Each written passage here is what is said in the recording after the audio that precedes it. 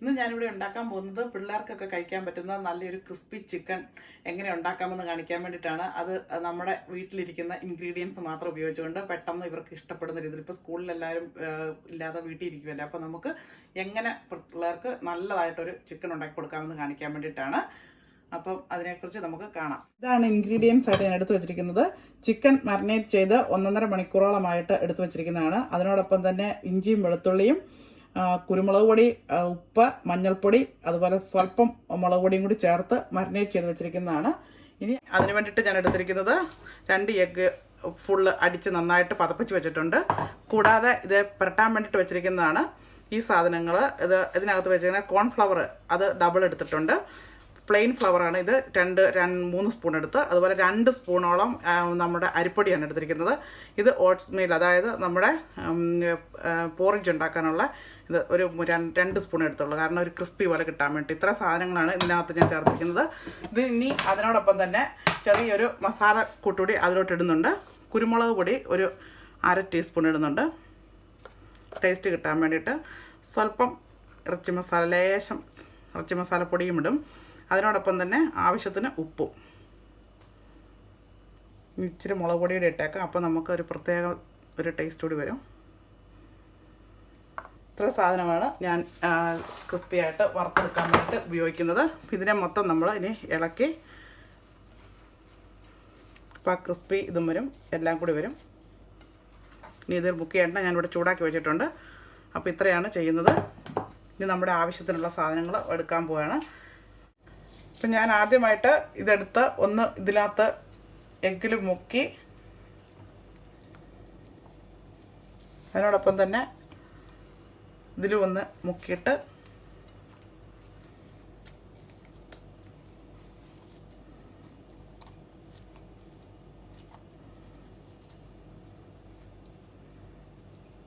ഒന്നുകൂടി പിടിക്കാൻ വേണ്ടിയിട്ട് ഒരു സ്വല്പം ഒന്നുകൂടി മുക്കി.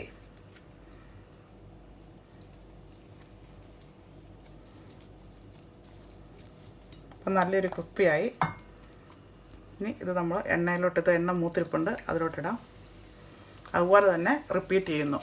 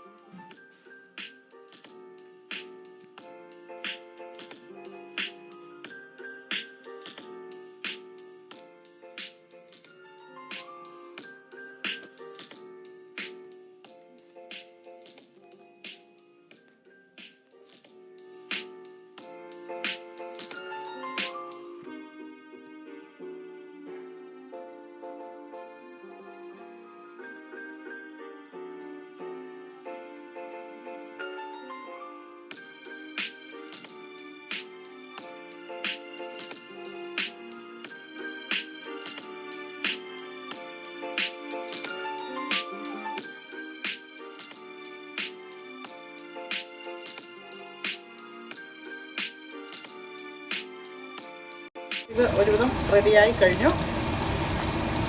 നല്ലോണം കോട്ടിംഗ് ഉണ്ട്. കുറച്ചൊക്കെ പൊടിഞ്ഞു പോകും, എന്നാലും ഇവർക്കൊക്കെ ആവശ്യത്തിനുള്ള കോട്ടിങ് കിട്ടുന്നുണ്ട്. ഇത് കണ്ടോ,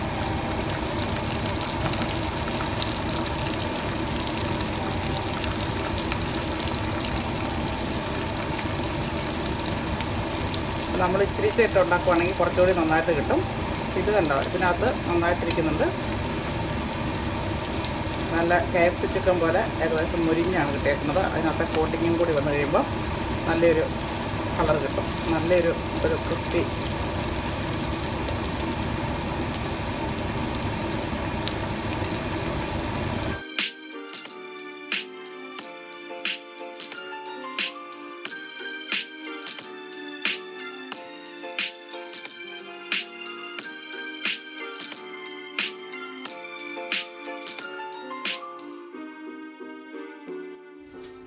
ഇതാണ് ഇന്ന് ഞാൻ ഉണ്ടാക്കിയിരിക്കുന്ന ചിക്കൻ ക്രിസ്പി ആയിട്ട് നന്നായിട്ട് ഉണ്ടാക്കാനായിട്ട് വീട്ടിലിരിക്കുന്ന നമ്മളുടെ പൊടികൾ ഉപയോഗിച്ച് അന്നേരം പെട്ടെന്ന് നമുക്ക് ഉണ്ടാക്കണമെന്ന് വെച്ചാൽ ഉണ്ടാക്കാവുന്നതുണ്ടാവും. നല്ല കോട്ടിംഗ് ഒക്കെ ഉണ്ട്.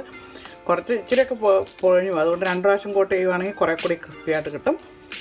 ഒരു പ്രാവശ്യം ചെയ്യുമ്പോൾ അത്ര ഇരിക്കത്തില്ല. അപ്പോൾ അതുകൊണ്ട് 2 കോട്ടിങ് ചെയ്യുന്നതാണ് കുറച്ചുകൂടി നല്ലത്. അപ്പം എല്ലാവരും ട്രൈ ചെയ്ത് പിള്ളേർക്ക് ഉണ്ടാക്കി കൊടുക്കുക.